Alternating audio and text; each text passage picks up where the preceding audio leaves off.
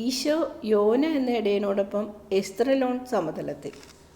1945 ജനുവരി 26. ഉണങ്ങി വരണ്ടു കിടക്കുന്ന പാടങ്ങളുടെ നടുവിലൂടെ പോകുന്ന ഒരു കൊച്ചുപാത. ഈശോ ആ പാതയിലൂടെ നടക്കുകയാണ്. കൊയ്ത്തു കഴിഞ്ഞ വയലുകൾ, എങ്ങും ചീവിടിൻ്റെ ശബ്ദം. ലേവിയും ജോണും ഈശോയോടൊപ്പമുണ്ട്. അവരുടെ പിന്നാലെ ജോസഫ്, യൂദാസ്, സൈമൺ ഇവർ ഒന്നിച്ചു നടക്കുന്നു. രാത്രിയാണ്, എങ്കിലും ചൂട് കുറവൊന്നുമില്ല. പകലു മുഴുവൻ വെയിൽ കൊണ്ട മണ്ണിപ്പോഴും ചൂട് വമിക്കുന്നുണ്ട്. ഇതുപോലെ ചൂടുള്ളപ്പോൾ മഞ്ഞുതുള്ളികൾ വീണാലും പ്രയോജനമില്ല. ഭൂമിയിലെത്തും മുമ്പേ അത് ആവിയായി മാറുന്നു. ഉഴവുചാലിൽ നിന്നും നിലത്തെ പൊട്ടലുകളിൽ നിന്നും ഉയരുന്ന ചൂട് അത്ര തീവ്രമാണ്. അവരെല്ലാവരും വെയിൽ കൊണ്ട് തളർന്നിരിക്കുകയാണ്. ആരും മിണ്ടുന്നില്ല. എന്നാൽ ഈശോ പുഞ്ചിരിക്കുന്നത് ഞാൻ കാണുന്നു. തെളിഞ്ഞ രാത്രിയാണ്, എങ്കിലും അങ്ങ് കിഴക്കുദിക്കുന്ന ചന്ദ്രനെ കാണാൻ പ്രയാസമാണ്. അവൻ അവിടെ കാണുമെന്ന് തോന്നുന്നുണ്ടോ? ഈശോ ലേവിയോട് ചോദിച്ചു. അവൻ തീർച്ചയായും അവിടെ കാണും. കൊയ്ത്ത് കഴിഞ്ഞ് ധാന്യം പത്തായത്തിൽ ശേഖരിക്കുന്ന സമയമാണിത്. പഴം പറിക്കാനുള്ള കാലമായിട്ടുമില്ല. അതുകൊണ്ട് മുന്തിരിത്തോട്ടങ്ങളിലും ഫലവൃക്ഷങ്ങൾ നിറഞ്ഞ തോട്ടങ്ങളിലും കള്ളൻ കയറാതെ കൃഷിക്കാർ കാവലിരിക്കുന്ന സമയമാണിത്. അവരെങ്ങും പോകില്ല, പ്രത്യേകിച്ചും യോനയുടെ യജമാനനെ പോലെ പിശുക്കന്മാരായ കൃഷിക്കാർ. സമറിയ അകലെയല്ല. ഒരവസരം കിട്ടിയാൽ ആ തെമ്മാടികൾ ഇസ്രയേൽക്കാരായ നമുക്ക് നാശനഷ്ടം വരുത്താൻ അവർക്ക് വലിയ സന്തോഷമാണ്. അവർ ചെയ്യുന്ന തെറ്റിന് അടി കിട്ടുന്നത് ഇവിടുത്തെ ദാസന്മാർക്കാണ് എന്ന് അവർക്ക് അറിഞ്ഞുകൂടെ? അറിയാം. അവർക്ക് നമ്മളെ വെറുപ്പാണ്, അതുകൊണ്ട് ഇങ്ങനെ ചെയ്യുന്നു. ആരോടും വിരോധം വെച്ച് പുലർത്തരുത് ലേവി, ഈശോ പറഞ്ഞു. വിരോധമില്ല. 5 വർഷം മുമ്പ് അവർ കാരണം യോനായെ എങ്ങനെ തല്ലിച്ചതച്ചു എന്ന് അങ്ങ് കാണാൻ പോകുകയാണ്. അതിൽ പിന്നെ രാത്രി മുഴുവൻ ഉറക്കം വിളിച്ചിരിപ്പാണ്. ചാട്ടവാറുകൊണ്ടുള്ള അടി അത്ര ഭയങ്കരമാണ്. ഇനിയും കുറേ ദൂരമുണ്ടോ? ഇല്ല. ഈ വിജനമായ സ്ഥലത്തിനപ്പുറത്ത് നല്ല ഇരുണ്ട ഒരു പ്രദേശം കാണുന്നില്ലേ? ദോറാസ് എന്ന ക്രൂരനായ പ്രീശൻ്റെ തോട്ടങ്ങളാണത്. അനുവദിക്കുന്ന പക്ഷം ഞാൻ മുമ്പേ പോകാം. യോന എൻ്റെ സ്വരം കേൾക്കട്ടെ. നീ പോയിക്കൊള്ളൂ. എല്ലാ പ്രീശന്മാരെയും ഇങ്ങനെയാണോ? കർത്താവേ, എനിക്ക് അവരുടെ കീഴിൽ പണിയെടുക്കാൻ പ്രയാസമാണ്. വള്ളത്തിൽ മീൻ പിടിക്കാൻ പോകാനാണ് എനിക്കിഷ്ടം, ജോൺ പറഞ്ഞു. നിനക്ക് നിന്റെ വള്ളമാണോ ഏറ്റവും പ്രിയപ്പെട്ട വസ്തു? ഈശോ കുറച്ച് ഗൗരവത്തിൽ ചോദിച്ചു. അല്ല, അങ്ങാണ്. സ്നേഹം കരയിലാണ് എന്ന് എനിക്ക് മനസ്സിലാകുന്നതിന് മുമ്പ് വള്ളമായിരുന്നു. അവൻ്റെ പെട്ടെന്നുള്ള മറുപടി കേട്ട് ഈശോ പുഞ്ചിരിച്ചു. കരയിൽ സ്നേഹമുണ്ട് എന്ന് നിനക്ക് അറിഞ്ഞുകൂടായിരുന്നോ? നിന്റെ അപ്പൻ നിന്റെ അമ്മയെ സ്നേഹിച്ചത് കൊണ്ടല്ലേ നീ ജനിച്ചത്? ഈശോ തമാശ പറഞ്ഞു. അത് മനോഹരമായ സ്നേഹമാണ്, എന്നാൽ അതെന്നെ ആകർഷിക്കുന്നില്ല. അങ്ങാണ് എൻ്റെ സ്നേഹം. ഈ ഭൂമിയിൽ പാവപ്പെട്ട ജൂണിൻ്റെ സ്നേഹഭാചനം അങ്ങാണ്. ഈശോ അവനെ കെട്ടിപ്പിടിച്ചുകൊണ്ട് പറഞ്ഞു. നീ ഇങ്ങനെ പറയുന്നത് കേൾക്കുക എനിക്ക് വലിയ സന്തോഷമാണ്. സ്നേഹം സ്നേഹത്തിന് വേണ്ടി ദാഹിക്കുന്നു. മനുഷ്യനത് തുള്ളിത്തുള്ളിയായി കൊടുക്കുന്നുള്ളൂ. ഇപ്പോൾ ആകാശത്ത് നിന്ന് വീഴുന്ന മഞ്ഞുതുള്ളികൾ പോലെ. ആ ചെറിയ തുള്ളികൾ ഭൂമിയിലെത്തും മുമ്പ് വേനലിലെ വലിയ ചൂടിൽ ആവിയായി പോകുന്നു. അതുപോലെ മനുഷ്യ സ്നേഹത്തിൻ്റെ തുള്ളികളും ബഹുകാര്യ വ്യഗ്രതയുടെ ചൂടിൽ ആവിയായി പോകുന്നു. ഹൃദയത്തിൽ നിന്നും സ്നേഹം പൊഴിയും, പക്ഷേ സ്വന്തം താല്പര്യങ്ങൾ, പ്രേമം, കച്ചവടം, അത്യാഗ്രഹം, ഇങ്ങനെ ഒട്ടേറെ കാര്യങ്ങൾ ആ സ്നേഹബിന്ദുക്കളെ വറ്റിച്ചു കളയും. പിന്നെ ഈശോയ്ക്ക് എന്തു കിട്ടാനാണ്? വളരെ കുറച്ച് മാത്രം മിച്ചം വരുന്നത്. അനുഗ്രഹങ്ങൾ യാചിച്ചുകൊണ്ടുള്ള പ്രാർത്ഥനയിൽ കേൾക്കുന്ന ഹൃദയത്തിൻ്റെ ഇടിപ്പുകൾ, പ്രതിസന്ധികളിൽ മാത്രം ഉയരുന്ന പ്രാർത്ഥനകൾ. പവിത്രമായ സ്നേഹം വളരെ ചുരുക്കം ചിലരിൽ. കതിരു നോക്കൂ, കൊയ്ത്തുകാലത്ത് വീണ ഒരു ഗോതമ്പ് മണിയിൽ നിന്നും കിളിർത്തതായിരിക്കാം അത്. എങ്കിലും അത് മുളച്ചു വന്നു. വെയിലും ഉഷ്ണവും കൂട്ടാക്കാതെ അത് വളർന്നു. അതിലൊരു കതിരുണ്ടായി. പിടിച്ചു നോക്കൂ, ആ കതിരിൽ കാമ്പ് വന്നിട്ടുണ്ട്. കൊയ്ത്ത് കഴിഞ്ഞ് നിർജീവമായി കിടക്കുന്ന ഈ പാടത്ത് ജീവനുള്ള ഒരേ ഒരു ചെടി ഇതാണ്. ഏറെ നാൾ കഴിയും മുമ്പ് ഈ കതിര് വിളഞ്ഞ് ഗോതമ്പ് മണികൾ നിലത്ത് വീഴുന്നു. ഒന്നുകിൽ അവയെ പക്ഷികൾ കൊത്തി വിഴുങ്ങും, അല്ലെങ്കിൽ വളർന്ന് 100 മേനി വിളവ് തരും. തണുപ്പ് കാലത്ത് നിലം മുഴാൻ ഉഴവുകാരൻ വരുമ്പോൾ ഒരിക്കൽ കൂടി കതിർ വരികയും ഗോതമ്പ് വിളയുകയും ചെയ്യും. പഞ്ഞമാസക്കാലത്ത് പട്ടിണി കിടക്കുന്ന പക്ഷികൾക്ക് ആഹാരമായി തീരും. പ്രിയപ്പെട്ട ജോൺ, ഒരു വിത്തിൻ്റെ ധീരമായ നിലപാട് കൊണ്ട് എന്തെല്ലാം നേടി എന്ന് നോക്കൂ. പരിശുദ്ധമായ സ്നേഹത്തോടു കൂടി എന്നെ സ്നേഹിക്കുന്നവർ അത് വളരെ ചുരുക്കം പേരേ ഉള്ളൂ. ഇതുപോലെയാണ്. പലരുടെ വിശപ്പ് തീർക്കാൻ ഒരാൾക്ക് കഴിയുന്നു. ഇതുവരെ വികൃതമായിരുന്ന ഒരു പ്രദേശം മനോഹരമാക്കാൻ ഒരാൾ മതി. നേരത്തെ മരണമുണ്ടായിരുന്നിടത്ത് ജീവൻ കൊടുക്കാൻ ഒരാൾ മതി. വിശന്നിരിക്കുന്നവർ അയാളുടെ അടുത്ത് വരും. അവർ ക്രിയാത്മകമായ സ്നേഹത്തിൻ്റെ ഒരു ഗോതമ്പ് മണി ഭക്ഷിക്കും. എന്നിട്ട് സ്വാർത്ഥതയും വിചാരശൂന്യതയും കൈമുതലായിട്ടുള്ളവർ പറന്നകന്നു പോകും. പക്ഷേ അവർ അറിയാതെ ആ ധാന്യത്തിൽ നിന്നും ചില ജീവാണുക്കൾ അവരുടെ രക്തത്തിൽ പ്രവേശിക്കും, അവരുടെ ആത്മാവിലെത്തും. അവർ തിരിച്ചു വരും. ഐസക് പറഞ്ഞതുപോലെ ഇന്നും നാളെയും അതിനടുത്ത ദിവസവും അവരുടെ ഹൃദയങ്ങളിൽ സ്നേഹത്തെപ്പറ്റിയുള്ള ബോധം വളരും. തൊലി ഉരിഞ്ഞു കളഞ്ഞ തടി നിർജീവമാണ്. പക്ഷേ അതിൻ്റെ ആത്മഹൂതിയിൽ നിന്നും എന്തുമാത്രം നന്മയുണ്ടാകുന്നു! ആ ത്യാഗത്തിന് എത്ര വലിയ പ്രതിഫലമാണ് ലഭിക്കാൻ പോകുന്നത്! വഴിയുടെ അരികിൽ ഒരു ചെറിയ കുടിയിൽ മുളച്ച ഒരു ഗോതമ്പ് ചെടിയിലെ കതിർ കണ്ട് അതിൻ്റെ മുമ്പിൽ നിന്നിട്ടാണ് ഈശോ ഇത്രയും സംസാരിച്ചത്. വർഷകാലത്ത് ഒരുപക്ഷെ ഇത് ഒരു ചെറിയ തോടായിരുന്നിരിക്കാം. ഈശോ മുമ്പോട്ട് പോകുന്നു. ജോൺ ചെവി കൂർപ്പിച്ച് ഈശോ പറയുന്നതെല്ലാം കേൾക്കുന്നു. അവൻ്റെ ആരാധനപാത്രമായ ഈശോ പറയുന്നതെല്ലാം കേൾക്കുന്നു. അവൻ്റെ സ്നേഹപാത്രമായ ഈശോ പറയുന്ന വാക്കുകൾ മാത്രമല്ല, ഈശോയുടെ ഓരോ ചലനവും അവൻ സശ്രദ്ധം ഉൾക്കൊള്ളുന്നു. മറ്റു ശിഷ്യന്മാർ ഏതോ സംഭാഷണത്തിൽ ഏർപ്പെട്ടിരിക്കുകയാണ്. ഈശോ ജോണിനോട് പറയുന്ന സ്നേഹാതുരമായി വചനങ്ങൾ നിറഞ്ഞ തോട്ടത്തിലവർ എത്തിക്കഴിഞ്ഞു. എല്ലാവരും ഒന്നിച്ചുകൂടി. ചൂടിൻ്റെ ആധിക്യം കൊണ്ട് എല്ലാവരും വേർത്തൊലിക്കുന്നു. ഇത് മേലങ്കി ധരിക്കാതിരുന്നിട്ട് കൂടി അവർ നിശബ്ദരായി കാത്തിരിക്കുന്നു. ഇരുളടഞ്ഞ കുറ്റിക്കാട്ടിൽ നിന്ന് ലേവി വരുന്നുണ്ട്. അല്പം നിലാവുണ്ട്. ലേവി ധരിച്ചിരിക്കുന്ന ഉടുപ്പ് വെള്ളയായതുകൊണ്ട് അയാളെ കാണാം. കുറെ കൂടി ഇരുണ്ട നിറമുള്ള ഉടുപ്പണിഞ്ഞ ഒരാൾ ലേവിയുടെ പിന്നാലെയുണ്ട്. ഗുരു, യോന ഇവിടെയുണ്ട്. യോന അടുത്തെത്തുന്നതിന് മുമ്പ് തന്നെ ഈശോ പറഞ്ഞു, എൻ്റെ സമാധാനം നിനക്ക് ഞാൻ തരുന്നു. യോന മറുപടിയൊന്നും പറയുന്നില്ല. അവൻ ഓടിവന്ന് ഈശോയുടെ കാൽക്കൽ വീണു. കരഞ്ഞുകൊണ്ട് പാദങ്ങൾ ചുംബിക്കുന്നു. സംസാരിക്കാനുള്ള ശക്തി ലഭിച്ചപ്പോൾ അയാൾ പറഞ്ഞു, എത്ര കാലമായി ഞാൻ അങ്ങയെ കാത്തിരിക്കുന്നു. എത്രയോ കാലം. ജീവൻ എന്നിൽ നിന്നും വാർന്നു പോകുകയാണ്. മരണം അടുത്തെത്തിയിരിക്കുന്നു. ഇനിയും ഞാൻ ഈശോയെ കണ്ടിട്ടില്ല എന്ന ഓർമ്മ എന്തുമാത്രം എന്നെ വേദനിപ്പിച്ചിട്ടുണ്ട്. എങ്കിലും എല്ലാ പ്രതീക്ഷകളും അസ്തമിച്ചിരുന്നില്ല. മരണത്തിൻ്റെ പടിക്കലെത്തിയപ്പോഴും ഞാൻ ആശ കൈവിട്ടില്ല. ഞാൻ സ്വയം പറയും, ആ അമ്മ പറഞ്ഞില്ലേ ഞാൻ ഈശോയെ വീണ്ടും ശുശ്രൂഷിക്കുമെന്ന്. ഇമ്മാനുവേലിൻ്റെ അമ്മയായ അവൾ സത്യമല്ലാതെ ഒരു സംഗതി പറയില്ല. അവളേക്കാൾ ആഴത്തിൽ ദൈവവുമായി ഒന്നായവർ ആരുമില്ല. ദൈവത്തെ സ്വന്തമാക്കിയ ആൾ ദൈവികമായത് എന്താണെന്ന് മനസ്സിലാക്കും. എഴുന്നേൽക്കൂ.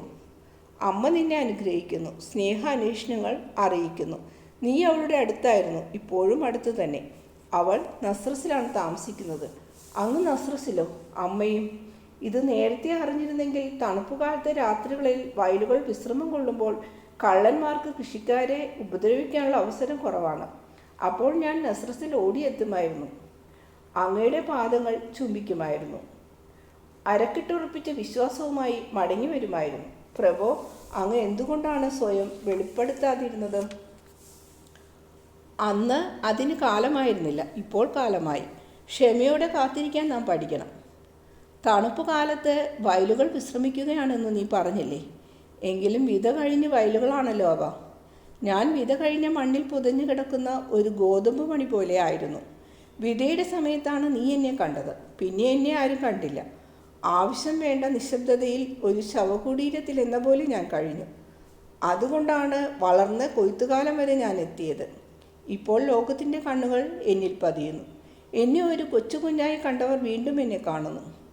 ആ കുഞ്ഞ് ലോകം മുഴുവൻ്റെയും അപ്പമായി തീരാൻ തയ്യാറാണ്. അതിനുള്ള സമയം ആസന്നമായി. എന്നോട് വിശ്വസ്തത പാലിച്ച ആളുകളെ ആദ്യം കണ്ടെത്തണം. എന്നിട്ട് അവരോട് പറയണം, വരൂ, ഞാൻ നിങ്ങളുടെ വിശപ്പ് ശമിപ്പിക്കാം. യോന ഈശോ പറയുന്നത് ശ്രദ്ധിച്ചു കേട്ടു. സന്തോഷം കൊണ്ട് മുഖം പ്രസാദിച്ചു. അപ്പോൾ യഥാർത്ഥത്തിൽ അങ്ങിവിടെ എത്തിക്കഴിഞ്ഞു എന്ന് സ്വയം പറയുകയാണ്. നീ മരിക്കാറായിരുന്നോ എന്ന്. കള്ളൻ കയറി 2 മുന്തിരിത്തോപ്പിലെ മുന്തിരിക്കൊലകൾ അത്രയും മോഷ്ടിച്ചു. അതിനെന്നെ തല്ലിച്ചതച്ചു. ചത്തില്ലെന്ന് മാത്രം. എൻ്റെ മുറിവുകൾ നോക്കൂ, എത്ര എണ്ണം. അയാൾ തോളിൽ നിന്ന് ഉടുപ്പ് മാറ്റി മുറിവുണങ്ങിയ പാടുകൾ കാണിക്കുന്നു. അയാൾ ഇരുമ്പ് കമ്പി കൊണ്ടാണ് എന്നെ അടിച്ചത്. കളവ് പോയ ഓരോ മുന്തിരിക്കൊലക്കും ഓരോ അടി വീതം കിട്ടി. എന്നിട്ട് എന്നെ ചത്തില്ല എന്ന നിലയിൽ ഉപേക്ഷിച്ചിട്ട് പോയി. എൻ്റെ ഒരു കൂട്ടുകാരൻ്റെ ഭാര്യയാണ് മേരി. അവളെന്നെ സഹായിച്ചു. അവൾക്ക് എന്നും എന്നോട് ഇഷ്ടമായിരുന്നു. ഞാനിവിടെ വരുന്നതിന് മുമ്പ് ഇവിടെ പാട്ടക്കാരനായി പണിയെടുത്തിരുന്ന ആളുടെ മകളാണ് മേരി. അന്ന് അവളൊരു കൊച്ചുകുട്ടിയായിരുന്നു. അവളുടെ പേര് മേരി എന്നായിരുന്നതുകൊണ്ട് എനിക്ക് അവളോട് വളരെ വാത്സല്യം തോന്നി. അവൾ എന്നെ ശുശ്രൂഷിച്ചത് കാരണം 2 മാസം കൊണ്ട് ഞാൻ സുഖം പ്രാപിച്ചു. ചൂടുകൊണ്ട് വൃണ്ണങ്ങൾ പഴുത്തു. പൊള്ളുന്ന പനി. ഞാൻ ഇസ്രയേലിൻ്റെ ദൈവത്തോട് പ്രാർത്ഥിച്ചു, എനിക്ക് അങ്ങയുടെ മിശിഹായെ കാണാൻ ഇടയാക്കണമേ. ഇത് സാധിച്ചാൽ ഈ വേദനയും ഈ കഷ്ടകാലവും എല്ലാം എനിക്ക് നിസ്സാരമാണ്. ഇതൊരു ബലിയായി സ്വീകരിക്കുക. ദേവാലയത്തിൽ അങ്ങേക്കൊരു ബലി അർപ്പിക്കുക ഈ ഉള്ളവന് അസാധ്യമാണ്. അങ്ങേക്കറിയാമല്ലോ, എൻ്റെ യജമാനൻ ദയയില്ലാത്തൊരു മനുഷ്യനാണ്. പെസഹ തിരുനാളിന് പോലും ദേവാലയത്തിൽ പോകാൻ എന്നെ അനുവദിക്കില്ല. ദൈവമേ, എന്നെ ഒരു ബലിയായി സ്വീകരിക്കുക, എനിക്ക് മിശിഹായെ തരിക. അത്യുന്നതനായ ദൈവം നിന്റെ പ്രാർത്ഥന കേട്ടു. യോന, നിന്റെ സ്നേഹിതന്മാർ ഇപ്പോൾ തന്നെ ചെയ്യുന്നത് പോലെ എനിക്ക് വേണ്ടി പണിയെടുക്കാൻ നിനക്ക് ആഗ്രഹമുണ്ടോ? ഗുരു, ഞാൻ അതെങ്ങനെയാണ് ചെയ്യുക? അവർ ചെയ്യുന്നത് പോലെ ലേവിക്കറിയാം. എനിക്ക് സേവനം അനുഷ്ഠിക്കുന്നത് എത്ര ലളിതമാണ് എന്ന് അവൻ പറഞ്ഞു തരും. നിനക്ക് സന്മനസ്സുണ്ടായാൽ മാത്രം മതി. അങ്ങ് പുൽത്തൊട്ടിയിൽ കിടന്ന് കരഞ്ഞിരുന്ന കാലം തൊട്ടേ അത് ഞാൻ അങ്ങേക്ക് നൽകിക്കഴിഞ്ഞു. എല്ലാ ബുദ്ധിമുട്ടുകളും സഹിക്കാനും അവയെ കീഴ്പ്പെടുത്താനും എന്നെ സഹായിച്ചത് അതാണ്. വിഷാദത്തെയും വിദ്വേഷത്തെയും ഞാൻ കീഴടക്കി. ഉള്ളത് പറഞ്ഞാൽ ഇവിടെ വെച്ചെല്ലാം തുറന്നു പറയാൻ നിവൃത്തിയില്ലല്ലോ. എൻ്റെ യജമാനൻ ഒരു ദിവസം എന്നെ തൊഴിച്ച് അവശനാക്കി. അങ്ങ് ജീവിച്ചിരിപ്പുണ്ടെന്ന് പറഞ്ഞതിന് ശിക്ഷയായിട്ടായിരുന്നു തൊഴി. അയാൾ പോയി കഴിഞ്ഞപ്പോൾ വിശ്വസിക്കാവുന്ന ആളുകളോട് അന്നത്തെ രാത്രി നടന്ന അത്ഭുതങ്ങളെപ്പറ്റി ഞാൻ പറഞ്ഞു. നാം അത്ഭുതകരമായി വീണ്ടും കണ്ടുമുട്ടിയതിനെപ്പറ്റി ഇനി അവരോട് പറയൂ. ഞാൻ അന്വേഷിച്ച മിക്കവരെയും കണ്ടെത്തി. അവരെല്ലാവരും എന്നോട് വിശ്വസ്തരായിരുന്നു. അതൊരത്ഭുതമല്ലേ? വിശ്വാസത്തോടു കൂടി എന്നെ ധ്യാനിച്ചതുകൊണ്ട് മാത്രം ദൈവത്തിൻ്റെ മുമ്പിലും മനുഷ്യരുടെ മുമ്പിലും നീ നീതിമാനായി. എനിക്കിപ്പോൾ ധൈര്യമായി, ഒന്നിനെയും പേടിയില്ല. അങ്ങ് ജീവിച്ചിരിപ്പുണ്ട് എന്ന് ബോധ്യമായതുകൊണ്ട് ഇനി എനിക്ക് പറയാം, ഈശോ അവിടെയുണ്ട്, അദ്ദേഹത്തിൻ്റെ അടുത്ത് പോകൂ എന്ന്. പക്ഷേ അങ്ങ് എവിടെയാണ്? ഇസ്രയേലിൽ എങ്ങും. സെപ്റ്റംബർ വരെ ഞാൻ ഗലീലയിലുണ്ടായിരിക്കും. മിക്കവാറും നസ്രസിലോ കഫർനാമിലോ ആയിരിക്കും. അവിടെയില്ലെങ്കിൽ എവിടാണെന്ന് അവിടെ തിരക്കിയാൽ മതി. അതുകൂടി കഴിഞ്ഞാൽ ഞാൻ എല്ലാ സ്ഥലങ്ങളിലും പോകും. ഇസ്രയേലിലെ ചെമ്മരിയാടുകളെ ഒന്നിച്ചു കൂട്ടണം. പ്രഭോ, ശല്യക്കാരായ ഏറെ കോലാടുകളെ അങ്ങ് കണ്ടുമുട്ടും. വൻപന്മാരെ സൂക്ഷിക്കുക. അവർക്ക് എന്നെ ഒന്നും ചെയ്യാൻ പറ്റില്ല എൻ്റെ സമയമാകുന്നതുവരെ. മരിച്ചവരോടും ഉറങ്ങുന്നവരോടും ജീവിച്ചിരിക്കുന്നവരോടും പറയൂ, മിശിഹ നമ്മുടെ ഇടയിലുണ്ട്. മരിച്ചവരോടോ? മരിച്ച ആത്മാക്കൾ ഉള്ളവരോട്. കർത്താവിൽ നിദ്ര പ്രാപിച്ചവർ ഇരുട്ടുകുഴിയിൽ നിന്നുള്ള മോചനം ആസന്നമായല്ലോ എന്നോർത്ത് സന്തോഷിക്കുകയാണ്. മരിച്ചവരോട് പറയൂ, ഞാൻ ജീവനാകുന്നു. ഉറങ്ങുന്നവരോട് പറയൂ, ഞാൻ സൂര്യനാകുന്നു. സൂര്യൻ ഉദിച്ചുയരുമ്പോൾ ഉറങ്ങുന്നവർ എഴുന്നേൽക്കണം. ജീവിച്ചിരിക്കുന്നവരോട് പറയൂ, അവർ അന്വേഷിക്കുന്ന സത്യം ഞാനാകുന്നു. അങ്ങ് രോഗികളെ സുഖപ്പെടുത്തുന്നു. ഐസക്കിനെ പറ്റി ലേവി എന്നോട് പറഞ്ഞു. ഈ അത്ഭുതം അങ്ങയുടെ ഇടയനായ ഐസക്കിന് വേണ്ടി മാത്രമാണോ അതോ എല്ലാവർക്കും വേണ്ടിയാണോ? നല്ല മനുഷ്യർക്ക് അവർ അർഹിക്കുന്ന ഒരു സമ്മാനമാണ് അത്ഭുതം. അത് നല്ലവരല്ലെങ്കിൽ നന്മയിലേക്ക് അവരെ ക്ഷണിക്കുന്ന, പ്രോത്സാഹിപ്പിക്കുന്ന ഒന്നാണ് അത്ഭുതം. തിന്മ ചെയ്യുന്നവർക്ക് വേണ്ടിയും അത്ഭുതങ്ങൾ പ്രവർത്തിക്കും. ഞാനുണ്ടെന്നും ദൈവം എന്നോടൊപ്പമാണെന്നും അവർ മനസ്സിലാക്കുന്നതിനും അവരെ ഉറക്കത്തിൽ നിന്നും ഉണർത്തുന്നതിനും ഇതുപകരിക്കും. അത്ഭുതം ഒരു സമ്മാനമാണ്. നല്ലവർക്കാണ് സമ്മാനം നൽകുന്നത്.